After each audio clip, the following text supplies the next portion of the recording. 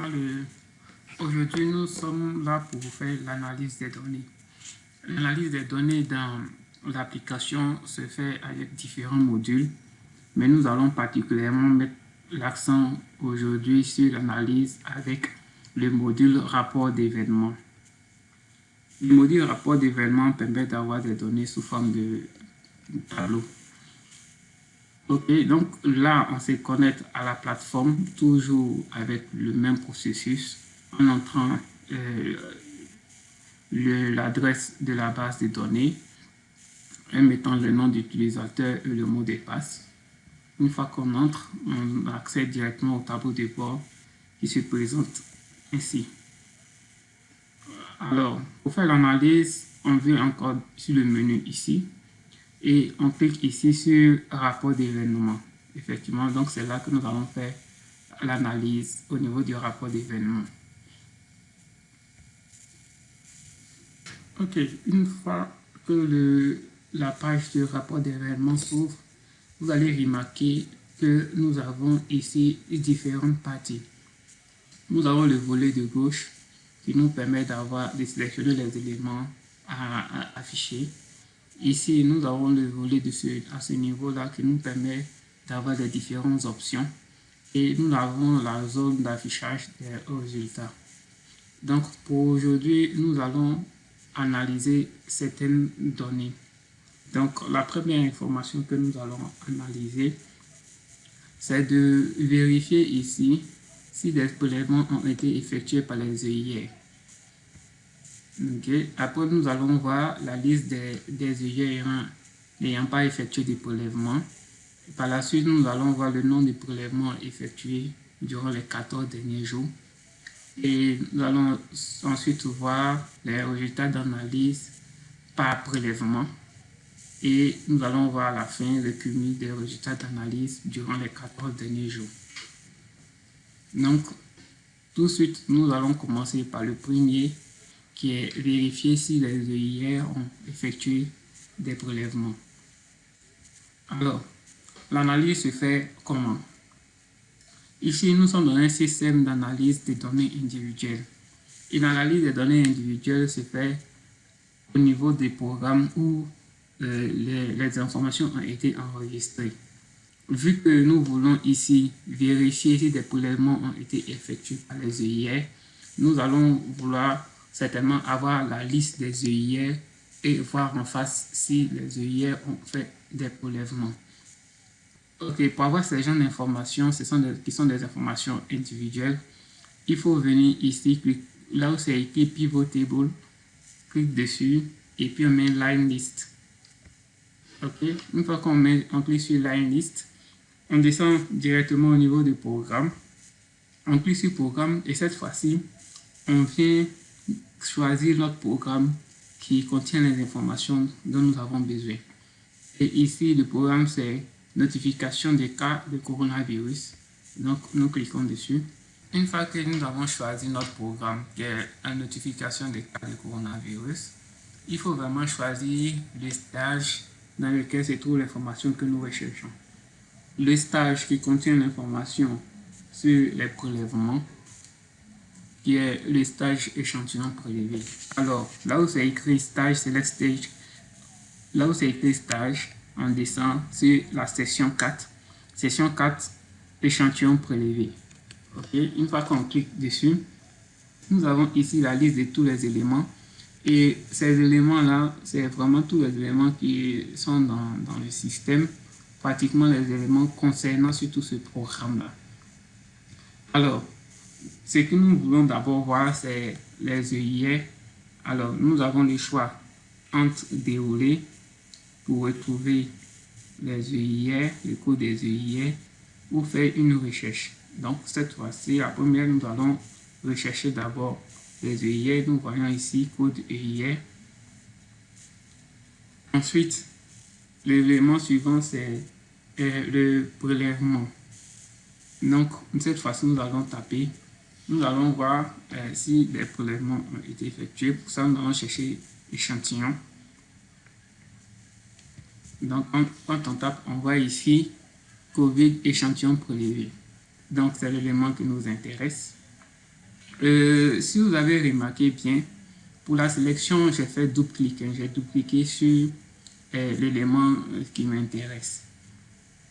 Donc, ici, nous avons, comme vous voyez ici, cette zone-là, c'est les éléments sélectionnés. Nous avons les codes EIR et nous avons les échantillons prélevés. Donc, après avoir choisi l'élément, nous allons maintenant choisir la période pour laquelle nous voulons voir ces informations. Et la période pour laquelle nous allons voir l'information, nous allons choisir plutôt une période relative, qui est les 14 derniers jours. Alors, la période pour laquelle nous allons faire l'analyse, ce sera les 7 derniers jours, parce que nous voulons voir pour les 7 derniers jours si les EIR on pourra faire. Donc là, je sélectionne 7 derniers jours. Et ici, je viens de sélectionner les 12 derniers mois qui se sélectionnent par défaut. Automatiquement, quand vous ouvrez ce module-là, vous allez voir que les 12 derniers mois sont sélectionnés par défaut. Donc, après avoir sélectionné la période, nous allons maintenant venir sélectionner l'unité d'organisation, c'est-à-dire le niveau pour lequel on fait l'analyse. Ici, je vais laisser le nouveau pays. Puis, je viens ici à ce niveau-là. Je fais cliquer sur Update. OK, une fois que c'est fait, j'ai les différents éléments qui sont là automatiquement. Ils sont ici, je vois la date du prélèvement, je vois la date d'investigation, je vois l'unité d'organisation, je vois le code EIR et puis je vois code échantillon prélevé. C'est exactement ce que je veux comme information. OK, donc ici nous voyons vraiment la liste. Quand vous regardez bien, ici nous voyons qu'il y a au total 391 cas. Et ici, nous avons la première liste, c'est une liste de 100. OK? Donc, on peut défiler pour voir la liste suivante. Pour défiler pour voir la liste suivante, c'est la flèche du bas à ce niveau-là. Ici, vous voyez page 1, de 1 à 4. Donc, on clique sur la flèche ici. Quand tu cliques sur la flèche, on passe à la page suivante. OK? Ensuite, on clique encore là. On passe à une autre page jusqu'à la dernière page. Donc, ici, nous avons vraiment tous ces éléments. Alors, quand je regarde bien, je vois que pratiquement tous les EIR ont fait des prélèvements. Mais je veux surtout m'attarder sur les EIR qui n'ont pas fait de prélèvement. Alors, pour voir cet élément-là, qu'est-ce que je fais? Je clique sur Data ici. Je viens au niveau de échantillon prélevé. OK. Et cette fois-ci, dans cette partie, vous en mis Search, je clique dessus et je vois et j'ai les options oui et non. Le oui, ça veut dire que les échantillons ont été prélevés. Et le non, ça veut dire que les échantillons n'ont pas été prélevés. Donc, moi, je clique sur non. Et c'est l'élément qui m'intéresse. Une fois que je clique sur non, je vois qu'il se positionne de ce côté. Le oui, il est toujours là. On a l'habitude de le sélectionner. Mais je clique ailleurs, OK, pour sélectionner seulement le nom. Et je viens ici faire Update. Et quand je fais Update, automatiquement, je me rends compte qu'il y a deux EIR qui n'ont pas fait de prélèvement. OK. Donc, le premier, c'est celui-là. Et le deuxième, c'est celui-là. D'accord. Donc, ici, automatiquement, je vois ceux qui n'ont pas fait de prélèvement. Nous allons enregistrer. Alors, pour l'enregistrer, on clique sur Favoris. Ensuite, on va cliquer sur Save As ici. Donc, il y a Save As, puisque c'est le premier enregistrement. Donc, je clique sur Save. À ce moment-là, je donne un nom à notre favori. Et on va pouvoir revoir cet élément-là un peu plus tard. Ou bien nous pouvons l'utiliser pour faire le tableau de bord. D'accord? Donc, comme élément à mettre, je mets les prélèvements non effectués. Prélèvement non effectué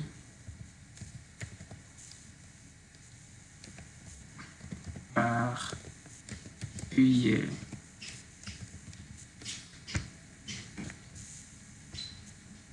Donc, c'est des prélèvements non effectués par les EIR.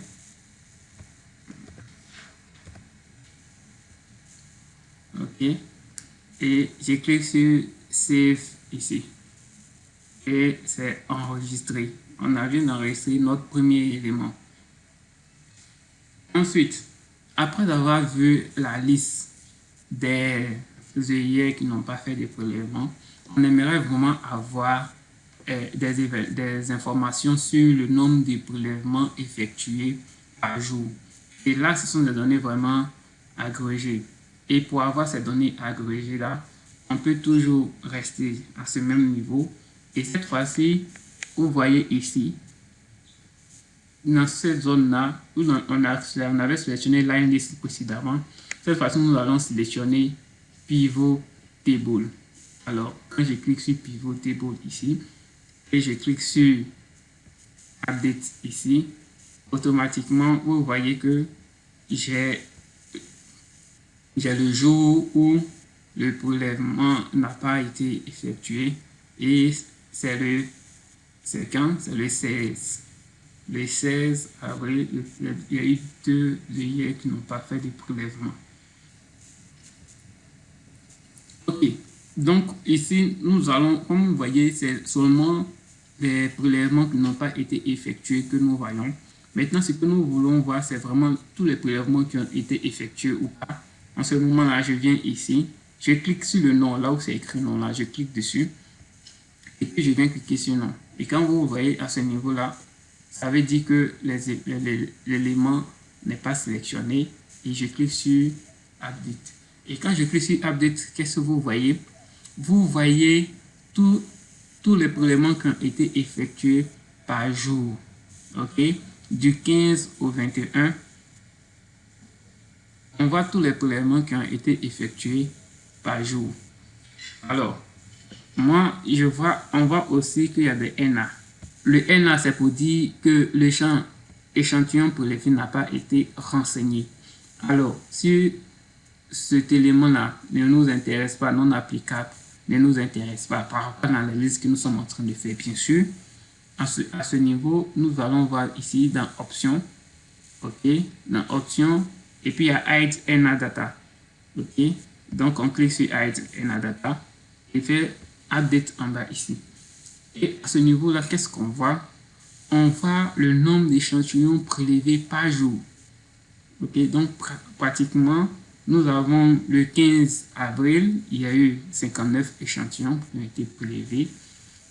Le 16 avril, il y a 48 échantillons prélevés et il y a 2 EIR qui n'ont pas prélevé d'échantillons.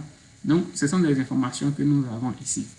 Alors, cette information peut être enregistrée. Pour l'enregistrer, c'est la même chose. On clique sur Favoris, on clique sur Save As.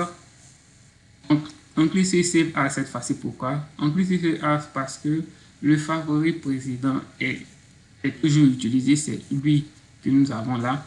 Pour enregistrer un nouveau favori, on clique sur Save As. Ici, en ce moment-là, le nom du favori précédent, il est toujours là. Et nous, on va juste modifier ce nom-là pour l'enregistrement. Alors, qu'est-ce qu'on va mettre? On va mettre nombre de prélèvements effectués par jour. Nombre de prélèvements. Nombre de prélèvements durant les 7 derniers jours.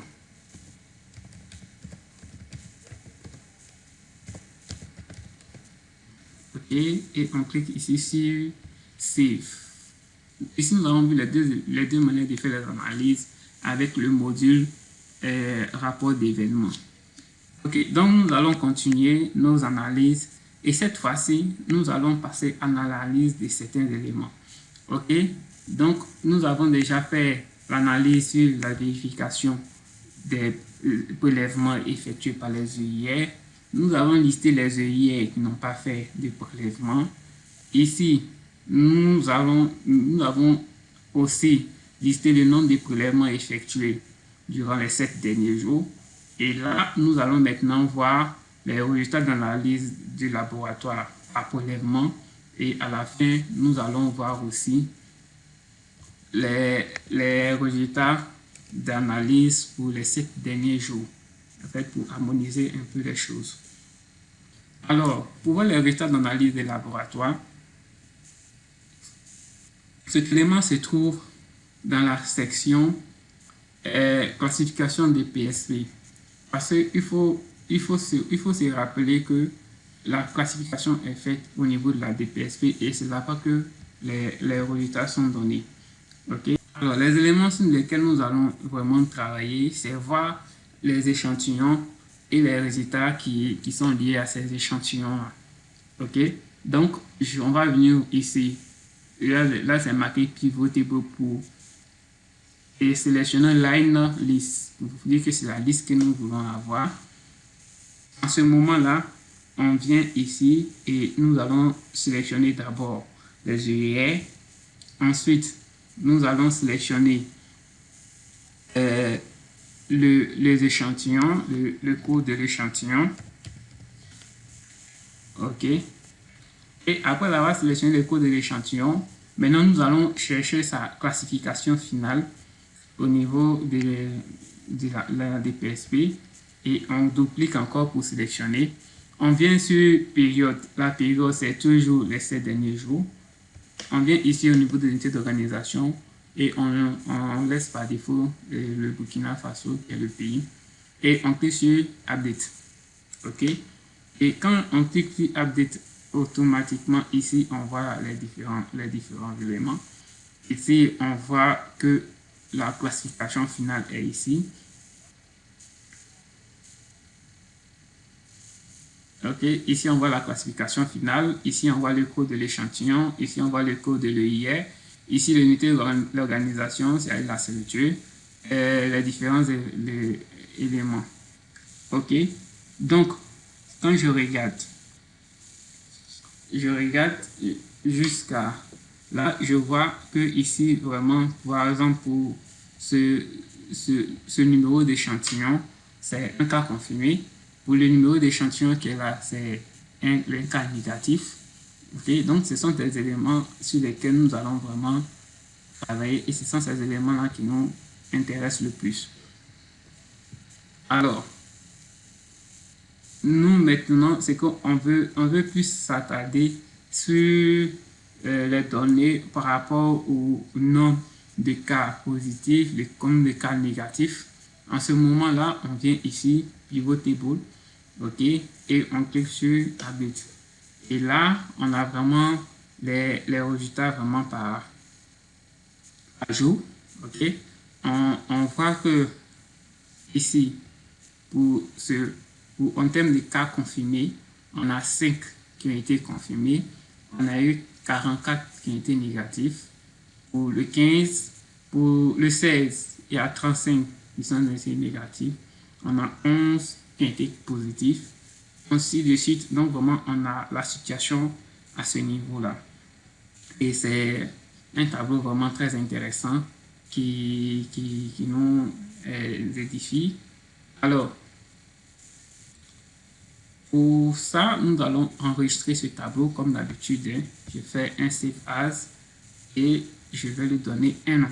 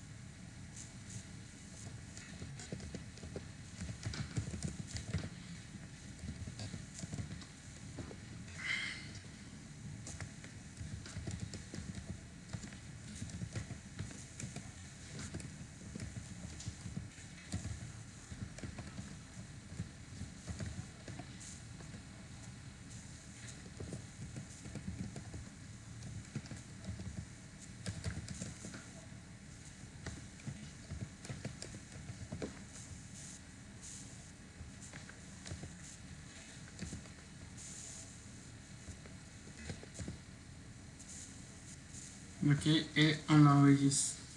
Alors, nous avons vu ici vraiment les éléments qui nous intéressent. Nous avons vu comment est-ce qu'on fait des analyses avec le module en rapport d'événement. Merci.